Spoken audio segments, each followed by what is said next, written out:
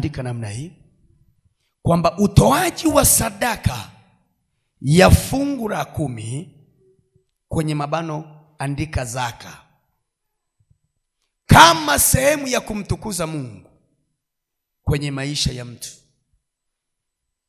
Utoaji wa sadaka ya fungu la 10 au zaka kama sehemu ya kumtukuza Mungu kwenye maisha yake, kwenye maisha ya mtaua, kwenye maisha ya mwabudu, kwenye maisha ya mtu anaenda kukutana na Mungu kiibada.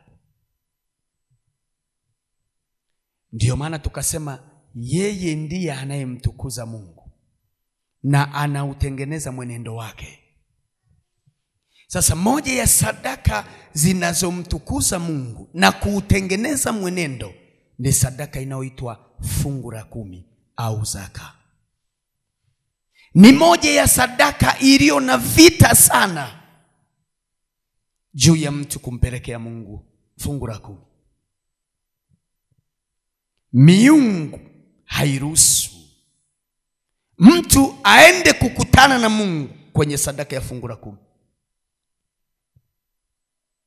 Kumbuka nimesema sadaka inaweza kuleta ufunguo kwenye maisha yako. Moja ya sadaka inayomtukuza Mungu na kutengeneza mwenendo wa mtu, fungu la 10. Lakini nimesema ni sadaka iliyo na vita. Miungu hairuhusu watu watoe sadaka ya fungu la 10 kwa uaminifu. Miungu inaleta vita. Mtu saa anatakiwa kutoa fungu la 10 katika moyo wa kupenda. Miungu inasimamisha vita. Saa mtu amepata nafasi, amepata mwaliko wa kutoa fungu la 10 kwa kadiri alivyofanikiwa. Tuna idadi ya watu wengi sana ambao hawatoi fungu la 10 ndani ya kanisa. Tuna idadi ya watu wengi sana wakijaribu kutoa fungu la 10 hawatoi iliyo kamili. Bwana Yesu asifiwe. Bwana Yesu asifiwe. Sasa ninapozungumza habari ya fungu la 10 na maanisha 1 ya 10. Hivi ndivyo ilivyo, si ndio? Unachukua kile kitu kizima unakigawa kwa 10. Okay, tunasema ni 10% ya kile kitu ambacho mtu amekipata kama faida. Hiyo lugha itakaa vizuri. 10% ya kile mtu ambacho amekipata kama faida, sio mtaji. Mtu asije akaenda tofauti, sio mtaji. Nimesema kama faida.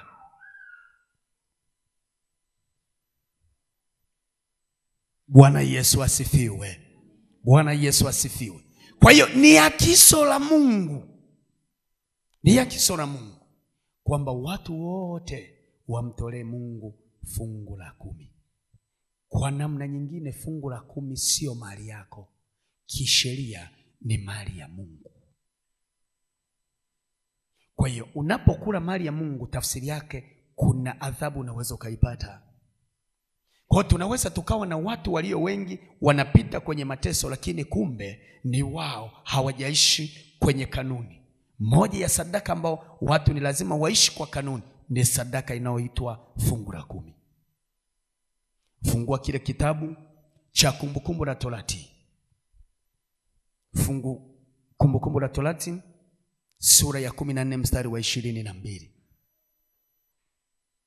Neno la Mungu linasema hivi. Kumbukumbu la Torati sura ya 14 ule mstari wa 22.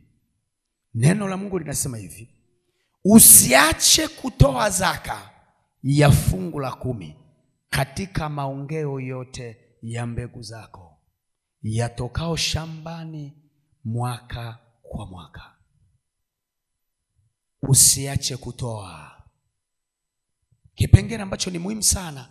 Manake ni nini? Ni kauli iliyobeba agizo ya kwamba kutoa ni lazima. Usipotoa, tafsiri yake umekosea. Usiache kutoa zaka ya fungu la 10 kwenye maongeo ya mazao yote yanayotoka shambani. Sasa nataka tuzungumze namna hii kifamilia. Tunapozungumza juu ya maongeo ya mazao yote, tafsiri yake inawezekana ikawa ni mbegu ambayo umeivuna kutokea shambani.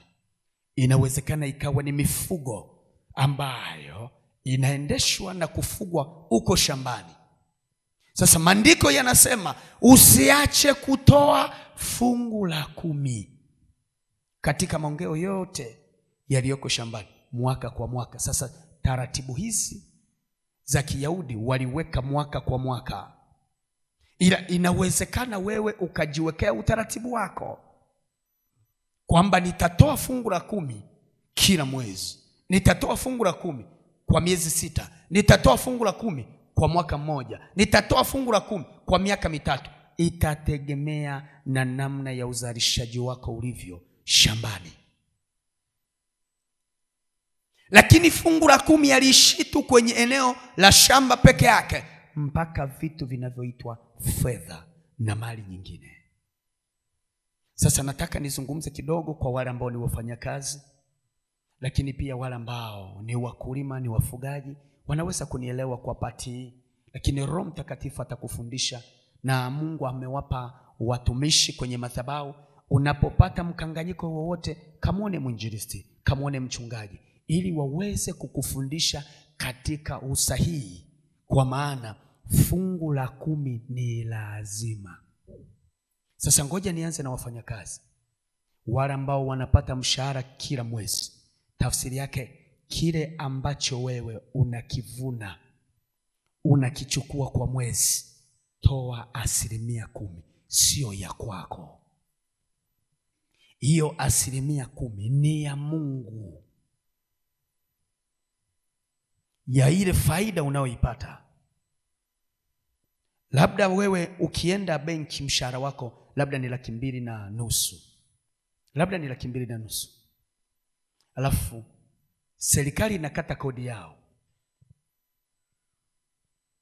kuna ushuru na vitu vingine vyote, alafu mshahara unaoweza kuutoa kwenye akaunti ni shilingi 200,000. Tafsiri yake 20,000 sio ya kwako, ni ya Mungu kisheria. Ndiyo maana anasema usiache kutoa. Sio ya kwako, ni ya Mungu kisheria.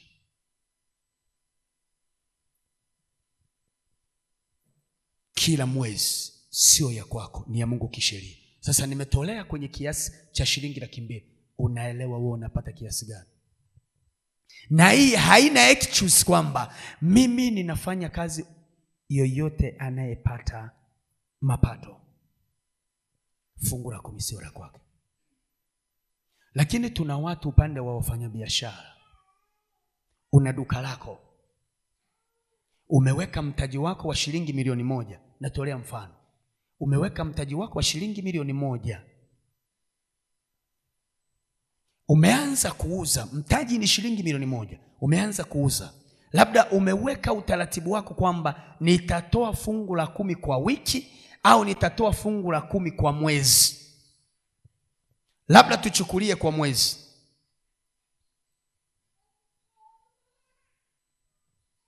Mtaji wako ni 1,000,000. Umeuza bidhaa zote ambazo ulikuwa umeziweka kwa mtaji wa shilingi 1,000,000, ile bidhaa imeisha. Na kabla hujaenda kuchukua bidhaa nyingine, ingia upige mahesabu. Labda katika bidhaa zote ulizouza plus na ule mtaji umepata shilingi 1,150,000. Hela yote na bidhaa ile simeshaisha. Sinaeleweka watakatifu wa Bwana? Umepata 1,150,000 na mtaji ukiwepo hapo hapo. Cha kwanza unachokifanya, toa mtaji wako kama ulivyo 1,000,000, iweke pembeni. Unabaki na shilingi 500,000. Kwenye duka lako kuna kitu kinachoitwa umeme. Kwenye duka lako inawezekana umemwajiri mtu anakuuzia, unatakiwa kumlipa mshahara. Toa umeme wako, labda kwa mwezi ni shilingi 20,000. Weka 20,000 pembeni kutokea kwenye hiyo 500,000. Labda unamfanya kazi wako unamlipa shilingi 80,000. Toa mshahara wake 80,000, weka pembeni. Tumebaki na shilingi ngapi? Tumebaki na shilingi ngapi? Tumebaki na shilingi 400,000. Lakini sehemu ulipo inawezekana umepakodisha, sio pa kwako. Labda kwa mwezi unalipa shilingi 50,000. Chukua pango lako 50,000, weka pembeni. Nataka watu mnielewe sana hapa. Tumebaki na shilingi ngapi? Tumebaki na shilingi ngapi? 350,000. Kwenye kutafuta ile bidhaa kuna kitu kinachoitwa usafiri ulitumia. Inawezekana kutoka Karatu kuja mpaka hapa Basoda Wish umetumia shilingi 50,000. Itoe shilingi 50,000 iweke pembeni. Tumebaki na shilingi ngapi? Tumebaki na shilingi ngapi? Tumebaki na shilingi 300,000. Angalia kama kuna kitu kingine chochote ambacho chenyewe kiko kwenye mzunguko wa uendeshaji wa ile biashara. Labda kwa mwezi sasa, baada ya kutoa kila kitu, umebaki na 300,000. Kwa hiyo 300,000 ndio faida kwako, si ndio Hiyo 300,000 ndio faida kwako. Kila kitu umeshakitoa na kila kitu kinajiendesha. Kilichobaki ni shilingi ngapi? 300,000. 300,000 10% ni shilingi ngapi? Hebu sema 10% ni shilingi ngapi? Kwa hiyo 30,000 sio ya kwako. Itoe, iweke pembeni. Anza kuiombea na nitakuonyesha hiyo 30,000 uliyoipata ina kazi gani ukisha kuwa umeitoa. Wewe umebaki na shilingi ngapi? 270,000. Kati yako wewe na Mungu nani alipokea kidogo? Mungu amepokea 30,000, wewe umepokea 270,000. Sasa ninataka tutafakari kwa pamoja. Kitu gani kinachosababisha tusimtolee Mungu fungu la 10? Kama sio vifungo, kama sio mashetani ambao leo ndio tutayashughulikia. Msema leo tunayashughulikia. Alafu nimeambiwa kitu kimoja jana. Kumbe mashetani yakija, watu wakiwa wanatoka kule nyumbani, mashetani yanabaki kwenye miti yanawasubiri. Jana nimeambiwa na Roho Mtakatifu. Sasa na mimi naiambia hayo mashetani yaliyowasubiri huko kwenye miti, ili ukishatoka kanisani yakurudie tena. Huu mlango leo tunaufunga katika jina la Yesu. Okay, kwa sababu nimekumbushwa ndio maana nikazungumza. Sasa nisikilize.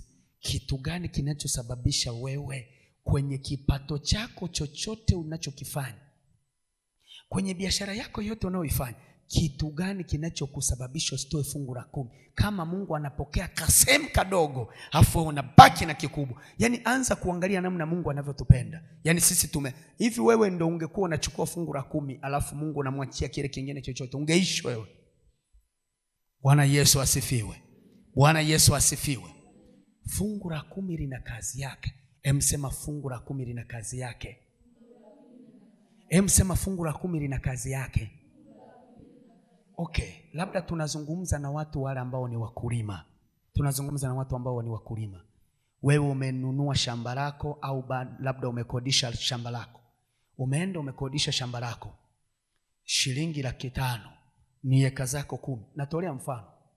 Mimi ninachotaka ukidake daka hizi kanuni. Amen. Umeenda umekodisha, na ninachokijua watu wengi walioko huku wana mashamba yao.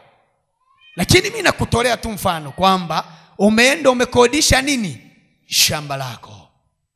Shilingi 500,000. Umenunua mbegu. Shilingi 500,000.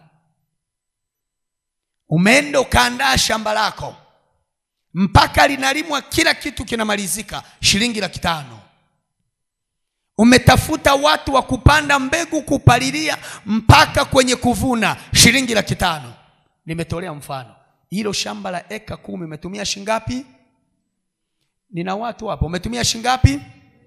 Yaani hapa niko ninafundisha, kwa hiyo lazima kila mtu aseme.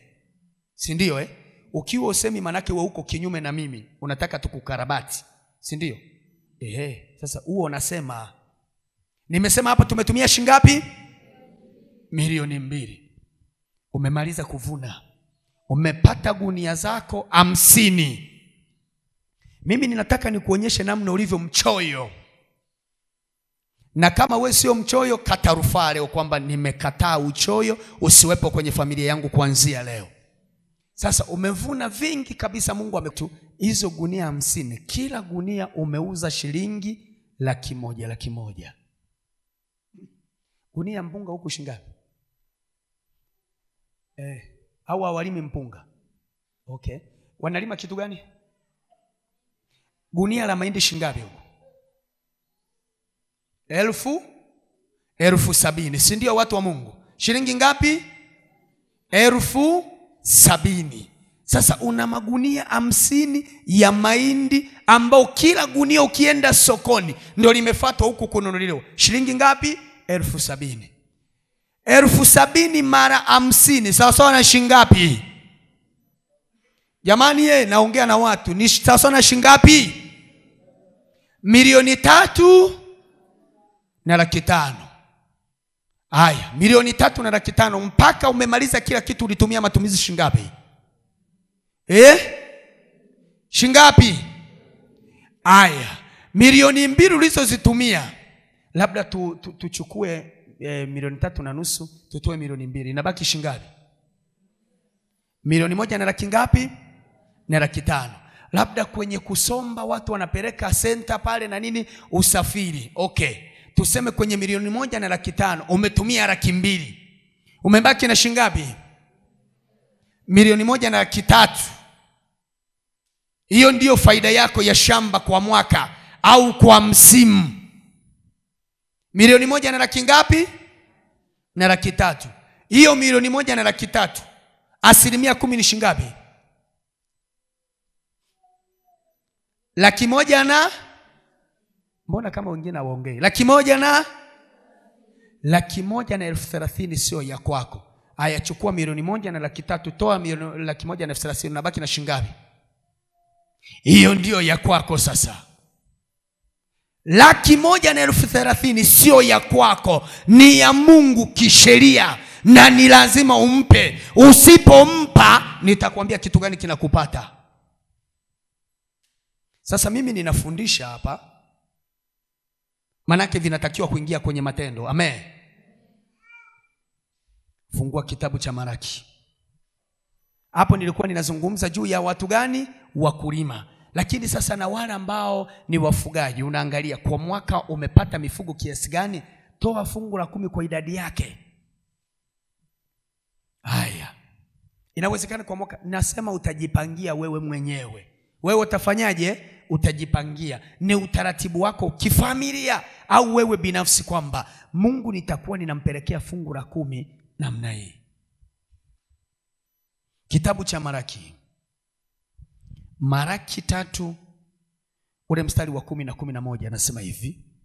Ule mstari wa 10 anasema hivi: leteni zaka kamili ghalani, ili kiwemo chakula katika nyumba yangu. Mkanijaribu kwa njia hiyo, asema Bwana wa majeshi, mjue kama sitawafungulia madirisha ya mbinguni na kuwamwagieni baraka, hata isiwepo nafasi ya kutosha au la. Nami kwa ajili yenu nitamkemea yeye alaye, wala hata haribu mazao ya ardhi yenu, wala mzabibu wenu hautapukutisha matunda yake kabla ya wakati wake katika mashamba, asema Bwana wa majeshi. Anasema leteni zaka kamili ghalani mwangu. Sasa ghalani mwa Mungu ndio sasa madhabahuni kwa Mungu, ili kiwemo chakula. Kwa ikiwa ni wewe ambaye umepewa agizo la leteni, neno leteni sio ombi. Neno leteni ni agizo. Leteni zaka kamili, manake fungu la 10 bila kuongeza au kupunguza. Leteni zaka kamili ghalani mwangu. Huyo ni Mungu mwenye vitu. Yeye ambaye unapanda mbegu moja, yeye anaizalisha 10, 20, 30. Mungu anakuagiza wewe kama mfanyakazi kwenye vitu ambavyo amekupa, kwamba leta zaka kamili ghalani mwake. Kwa manake wewe usipoleta zaka iliyo kamili kwenye ghala lake, unasababisha nyumbani kwa Bwana pasiwepo na chakula. Ninaanza kukutafakarisha uone namna ulivyo mchoyo, namna ambavyo umpendi Mungu wewe. Halafu nitakwambia usipompenda Mungu na ukafanya uchoyo kwa Mungu, kitu gani kinakutokea? Ndiyo yanaowatesa kwenye familia yenu. Nitakufundisha hapa. Sasa angalia faida zilizoko. Nataka udake faida 3 kwenye kutoa fungu la 10. Ili wewe mfanyabiashara uelewe ya kwamba umejizuia kiasi gani. Wewe mkulima uelewe umejizuia kiasi gani. Wewe ambaye unafanya kazi ya kuajiriwa uelewe umejizuia kiasi gani. Kuna faida 3 za kutoa fungu la 10. Jambo la kwanza, anasema Mungu anafungua madirisha ya mbinguni na kuwamwagia watu baraka mpaka pasiwepo na nafasi ya kuweka. Manake ukiwa wewe uko shambani na umemtolea Mungu fungu la 10, mbegu yako utakayoipanda Bwana ataifungulia madirisha ya mbinguni. Kwa tunawezekana tuna watu, tuna kizazi ambacho hakijawahi kufunguliwa madirisha ya mbinguni. Madirisha ya mbinguni yakifunguliwa, manake uangalizi wa biashara, uangalizi wa kazi yako, uangalizi wa uchumi wako, uangalizi wa vyote ulivyo navyo kutokea shambani vinaangaliwa na Bwana. Kwa nini? Shamba limefunguliwa madirisha ya mbinguni. Kanisa ninaeleweka? Kanisa ninaeleweka? Hilo jambo la kwanza, madirisha ya mbinguni huwa yanafunguka. Manake madirisha ya mbinguni yakifunguka, baraka ni lazima zitokee.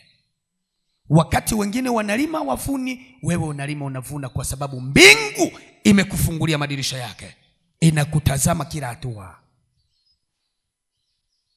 Bwana Yesu asifiwe. Bwana Yesu asifiwe. Jambo la pili, unapotoa fungu la 10, Bwana huwa anakemea yeye alaye na kuharibu mazao. Na tunaelewa kabisa kwamba kwenye mashamba yetu kuna magonjwa, kwenye mifugo yetu kuna magonjwa, makazini kwetu kuna ajali. Bwana huwa anakemea kwa tafsiri hii ya kwamba chochote unachokifanya kuna roho ya mharibu na kuna roho ya alaye. Sasa Mungu anapofungua madirisha ya mbinguni, tafsiri yake anaweka ulinzi. Yule aliyetakiwa kuharibu haribu tena mazao yako. Yule aliyetakiwa kula kwa uharibifu hawezi kufanya tena. Kwa nini? Kwa sababu ulinzi wa mbingu umekutazama. Ulinzi wa mbingu umekutazama. Jambo la tatu, Mungu huwa anaruhusu yale mazao yakomae na yavunwe kwa wakati wake. Ikiwa ni mifugo, itakuwa katika afya iliyo njema na italeta faida wakati wa kuuzwa. Yakiwa ni mazao, yatakomaa kwenye miti. Ikiwa ni mbegu, itakomaa vizuri na itavunwa kwa wakati wake. Sasa kitu gani ambacho huwa kinatokea kwa watu wengine ambao hawatoi fungu la 10? Unakuta wanavuna kabla ya wakati. Wengine wanasema mvua zinanyesha nyingi, ngoja tuvune haraka. Tafsiri yake nini? Ile sio Mungu anaruhusu vile vitu, ni adhabu. Maana maandiko yanasema haitapukutisha kabla ya wakati wake. Kanisa, Bwana Yesu asifiwe. Kwa utakuta mtu anapata mbegu iliyo kamili. Kama wewe ni mfanyabiashara, wateja kwako wanaletwa na Mungu mwenyewe. Kazi yako wewe ni kufika kwenye biashara yako na kumwambia Mungu, nimefungua biashara katika jina la Yesu. Ninaomba madirisha yako ya mbinguni yafunguke. Ninamuomba malaika wa kutafuta watu mashariki, kutafuta watu magharibi, kutafuta watu kaskazini na kusini, waje. Nafungua biashara yangu, kila anayepita hapa aione. ghafla utaanza kuuza. Watu wakati wanapambana na wewe kwamba yule baba mama yule ni mchawi, wewe unajua siri ni nini? Ni fungu la 10. Ndiyo maana maandiko yanasema nijaribuni. Moja ya sadaka pekee inaomjaribu Mungu, yani kwa tafsiri kwamba inamtekenya Mungu. Mungu anaweza akanyamaza, lakini fungu la 10 huwa linamtekenya. Hebu nipungie mkono namna hii kama unanielewa. Anasema nijaribuni, unijaribu uone nitafanya nini. Yani unasikia mtu anakuambia nijaribu uone, tafsiri yake kaa makini. Amen. Yani unatokea na mtu anambia nijaribu uone, niguse uone, tafsiri yake kaa nini? Kaa chonjo, kaa makini. Sasa Mungu anasema nijaribuni uone kama sitafungua. Kwa ukiona madirisha ya kufunguki wewe, hujamjaribu kwa fungu la 10 Bwana. Haleluya. Haleluya. Haleluya. Sasa siku moja nikawa nafundisha mahali, nikajiuliza, nikamuuliza mchungaji, na Mungu alichonipa siwezaki kunyamaza. Nikamwambia mchungaji wangu, samahani. Akasema ndio mwanangu, umeniita hapa nifundishe fungu la 10, nifundishe mavuno. Hivi kweli hawa washarika 1200 hakuna anayefuga ng'ombe? Hakuna anayefuga mbuzi? Mchungaji akaniangalia akasema, kwa nini umeniuliza hivyo? Nikamwambia kuna kitu hakiko sawa hapa.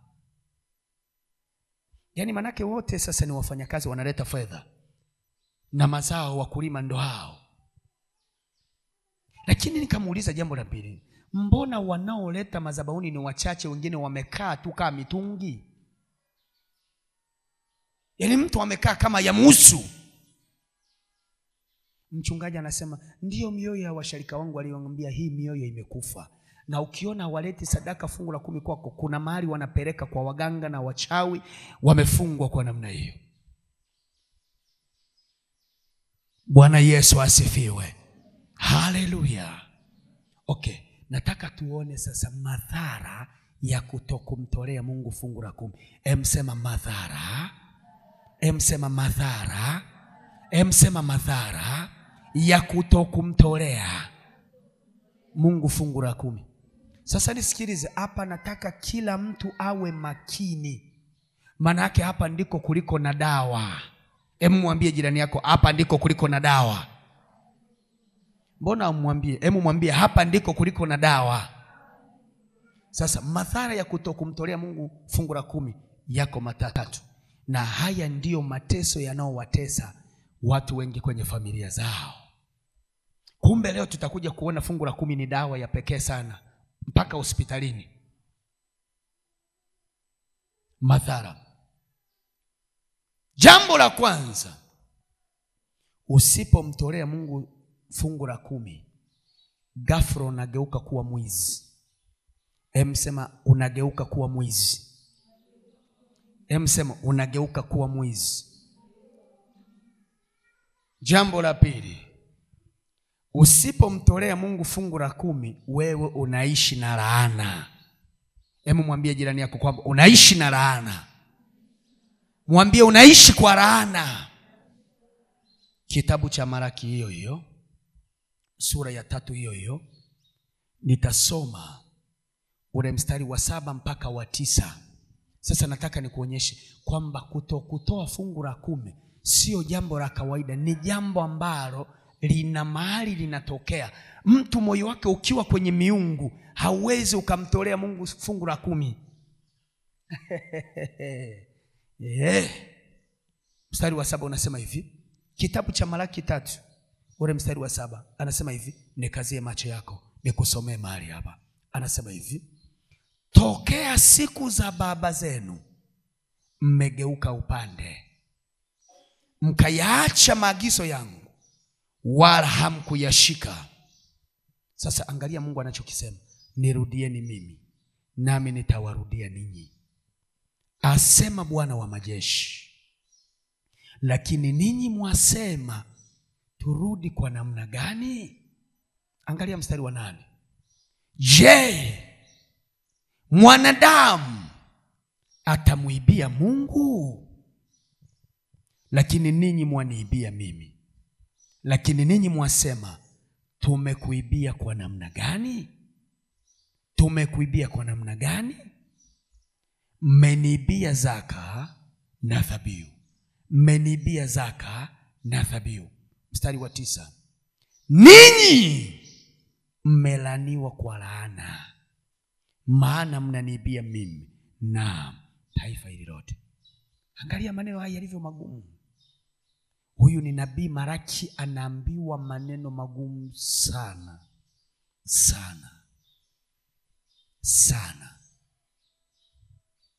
Anasema tokea enzi za baba zenu. Kwa hiyo inawezekana wewe autoi fungu la 10 kwa sababu hata baba yako hakuwahi kutoa fungu la 10. Inawezekana wewe utoi fungu la 10 kwa sababu moyo wako umefungwa na roho za mizimu za wakina babu. Hawakumtolea Mungu fungu la 10. Anasema tokea enzi za baba zenu mmegeuka mkayaacha maagizo yangu. Mmegeuka mkayaacha maagizo yangu. Sasa Mungu kwa rehema zake anasema nirudieni ninyi na mimi nitawarudia. Manake usipokubali kwenda kumtolea Mungu fungu la 10, hawezi kukurudia.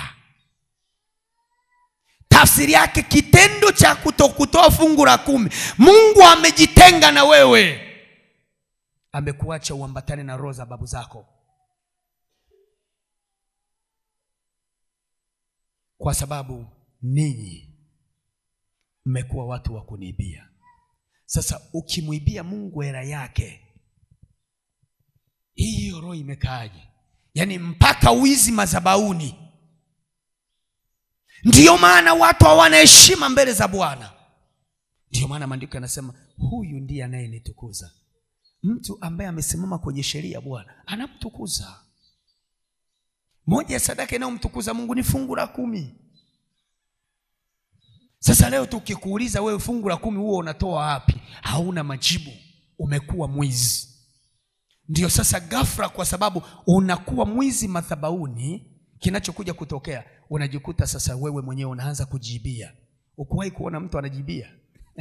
Mali ni za kwake nyumbani, lakini unaona kuna vitu anavificha, maana kanajibia.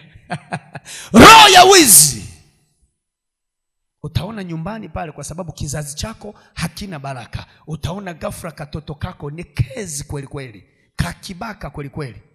Unajiuliza, hivi kwa nini mwanangu yuko kwa namna hii? Kumbe roho ya wizi iko kwenye marango yako, kwa sababu hautoi fungu la 10. Hii ni ajenda ya ajabu sana inayotufundisha.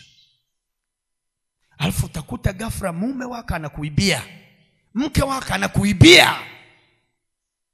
Sasa kama wewe unaiba madhabahuni, unaiba hela ya Bwana sio ya kwako, kwa nini na wewe wasikuibie? Kwa nini na wewe usijibie? Kwa nini walio nao kwenye familia wasikuibie? Kwa sababu uso wake Mungu haujawa na wewe, amejitenga pamoja na wewe. Lakini haishi hapo. Anasema hivi, umelaniwa wewe kwa laana zote.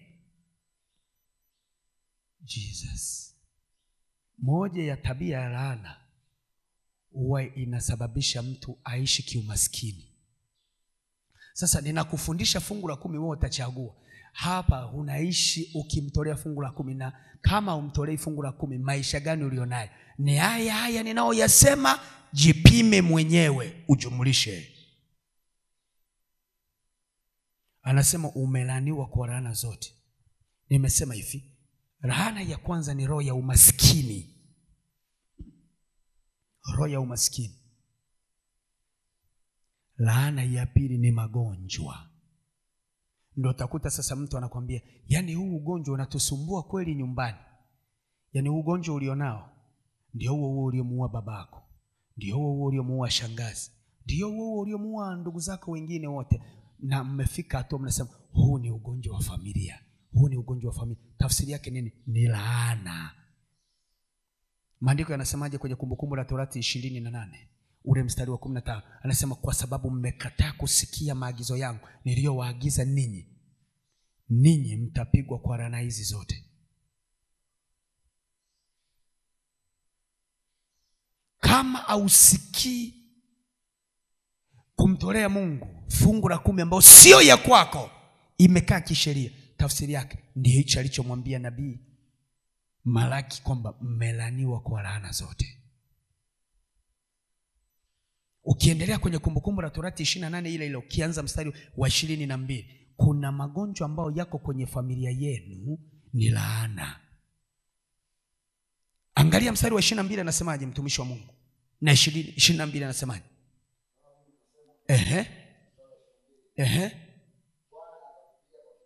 Bwana atakupiga kwa kifua kikuu. TB sio ndio inawasumbua kwenu? Hata fika hapo, yani hii TB ilianza kwa bibi, yani hiyo inaambukiza. Ukija kwetu hospitali tutakwambia ugonjwa wa kurithi. Tutakwambia, tutakuuliza, hivi niambie kwenye familia yenu kuna ugonjwa kama huu? Ukishatuambia ndio, mimi huwa ninajua hii ni laana. Magonjwa yote ambao ukienda ukaambiwa kwenye familia hili shida hii ipo, ukasema ndio, huo unajua hiyo ni nini? Hiyo ni nini?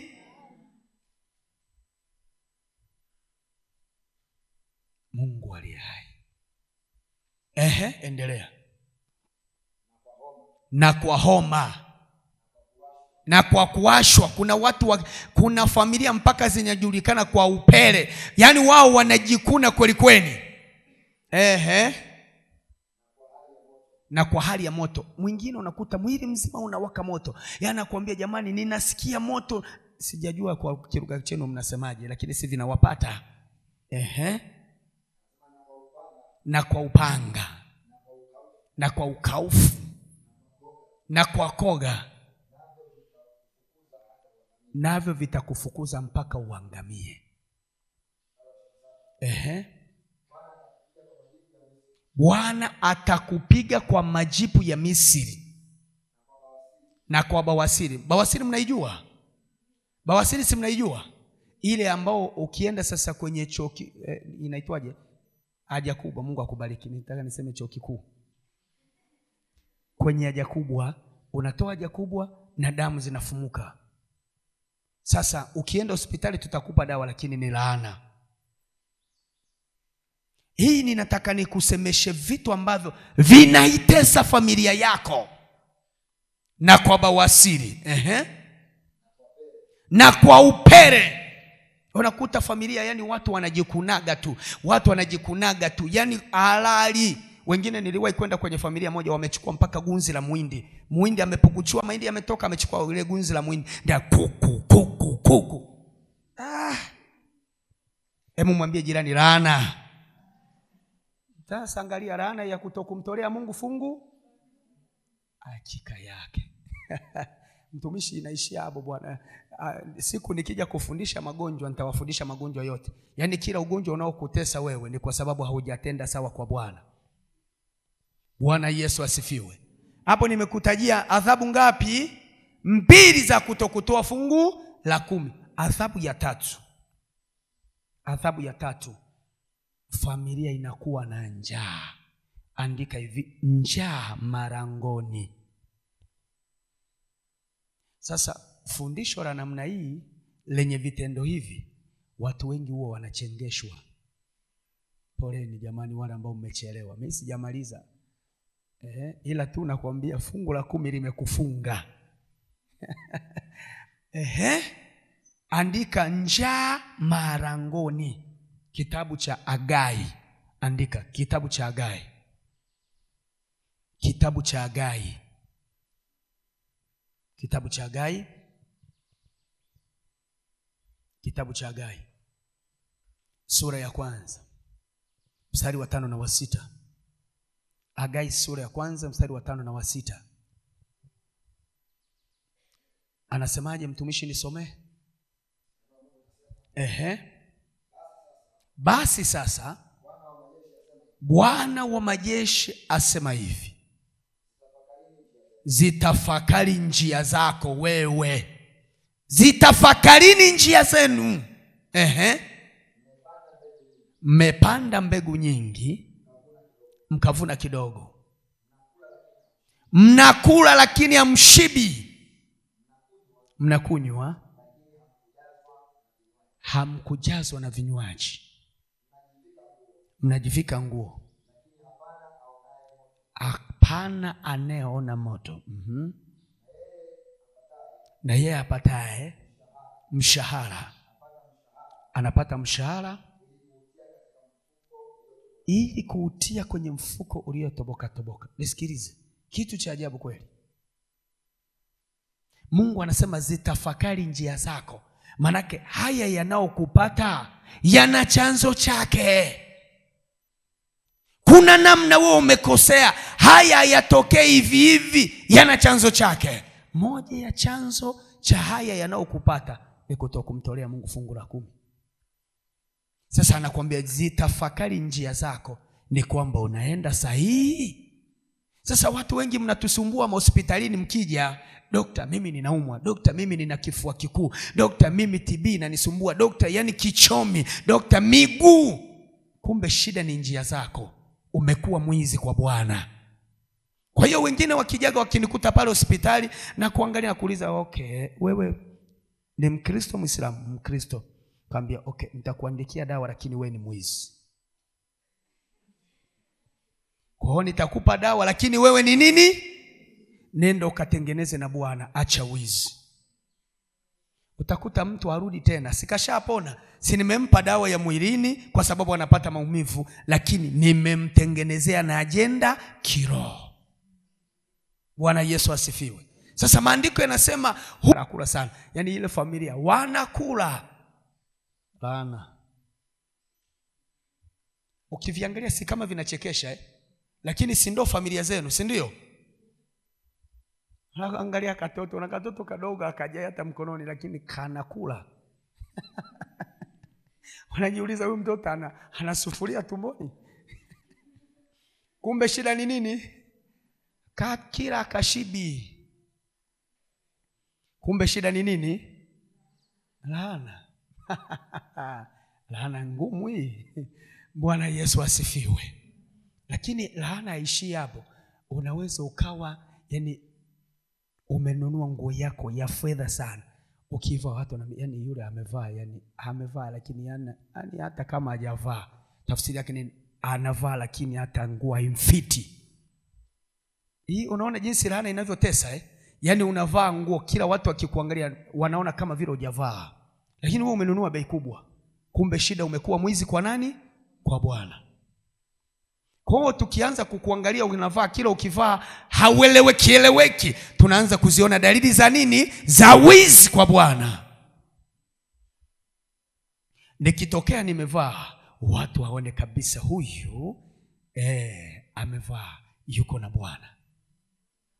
Si ndio Mbona kama watu wanaanza kuniangalia? Bwana Yesu asifiwe. Bwana Yesu asifiwe. Okay. Leo nimefundisha namna hii, ninataka yawaingie.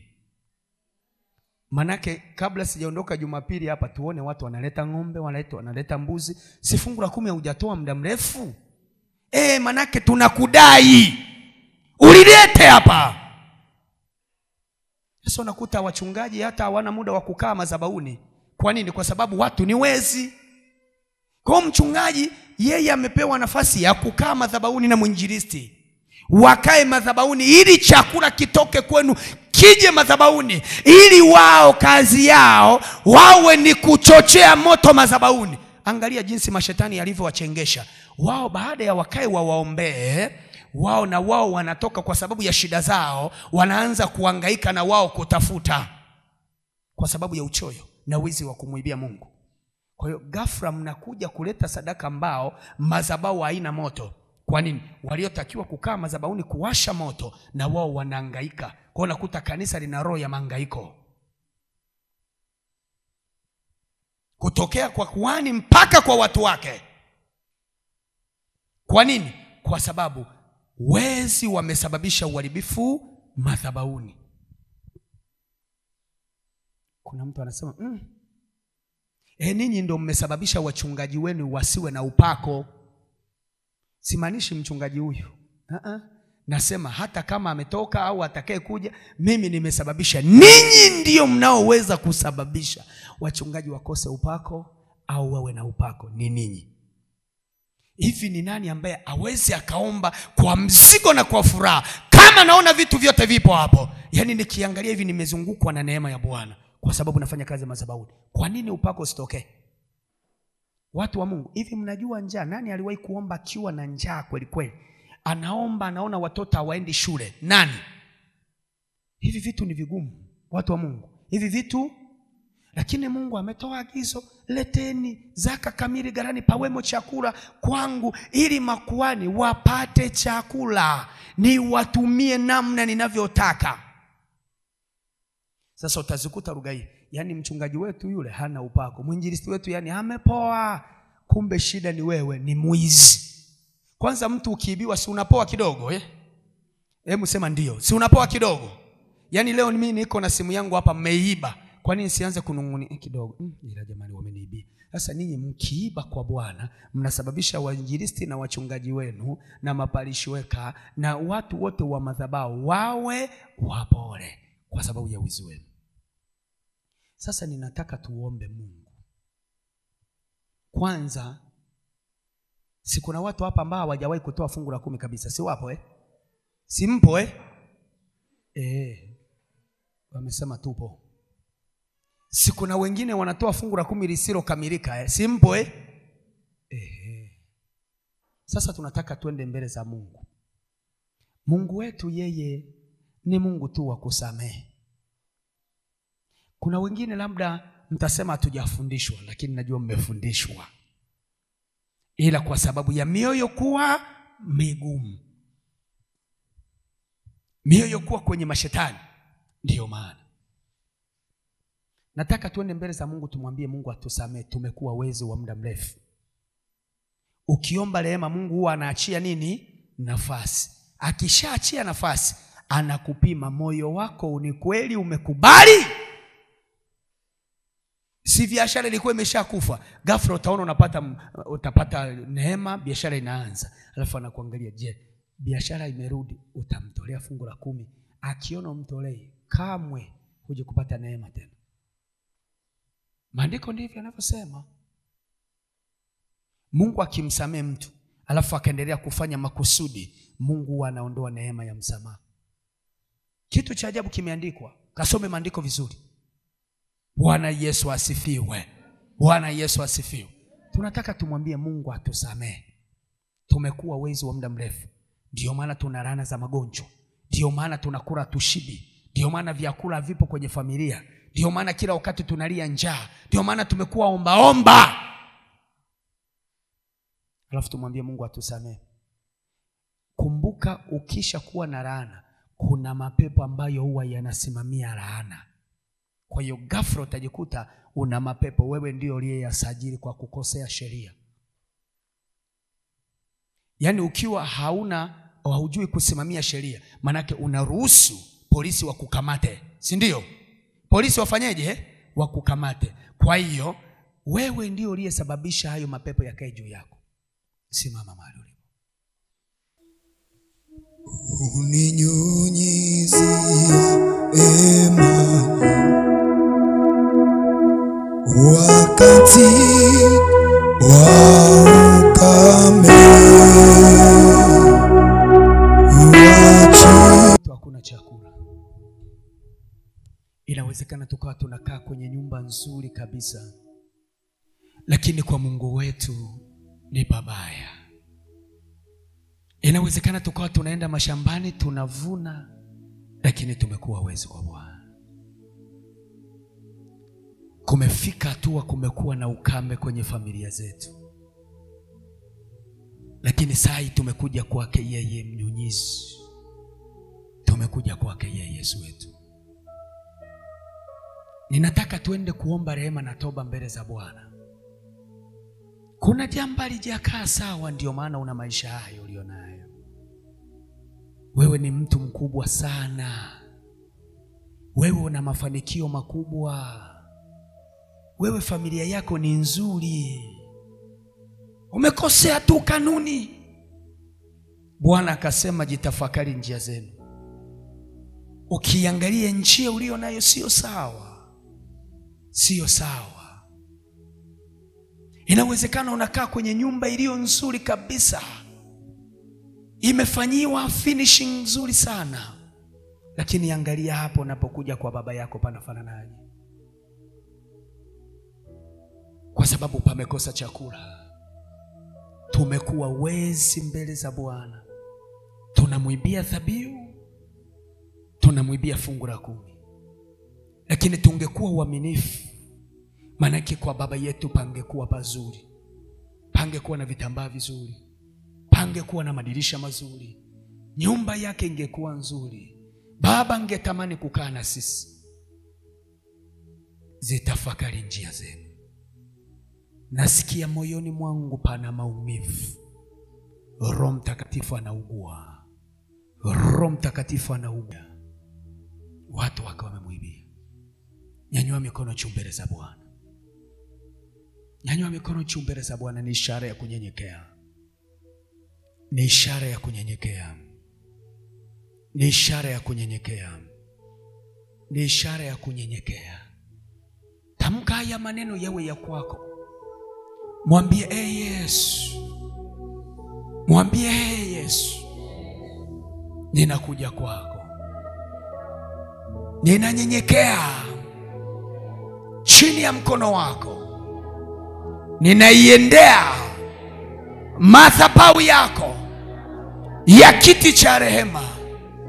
Ninakuja kwako.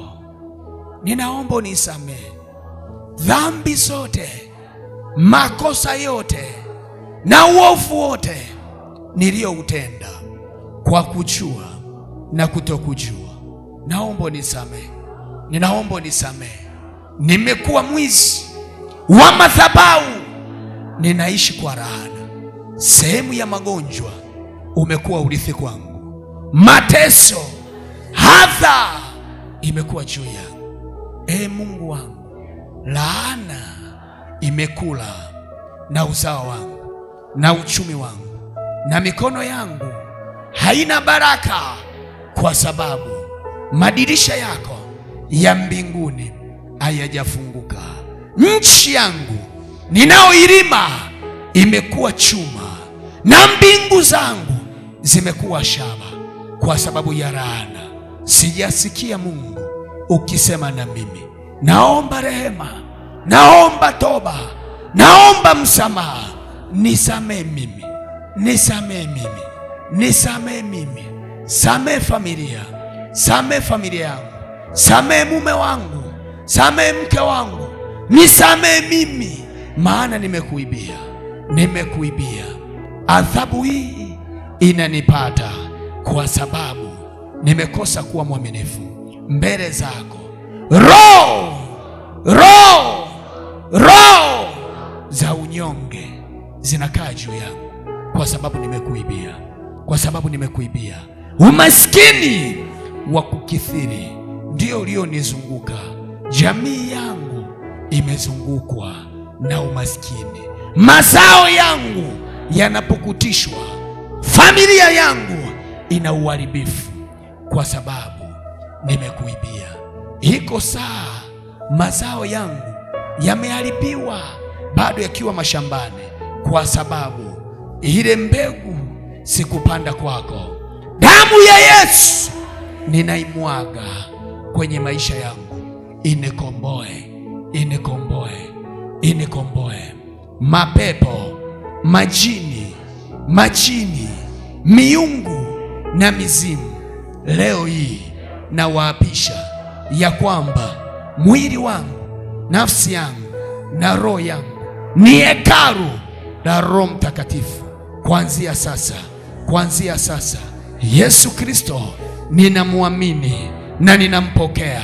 Amefuta nafsi yangu, mwili wangu na roho yangu kwenye kitabu cha dhambi na uharibifu na uovu. Mlango umefungwa. Mashetani hayatakuja kwangu tena, katika jina la Yesu, katika damu ya Yesu. Saa hii ninakuomba uniandike jina langu kwenye kitabu cha uzima kwako mbinguni. Nikutumikie katika jina la Yesu. Saa hii nasambaratisha roho zote za majini na mashetani na uchawi na uganga ziniachie, ziniachie katika jina la Yesu. Mwili wangu upone, upone katika jina la Yesu. Anza kusambaratisha mapepo hayo.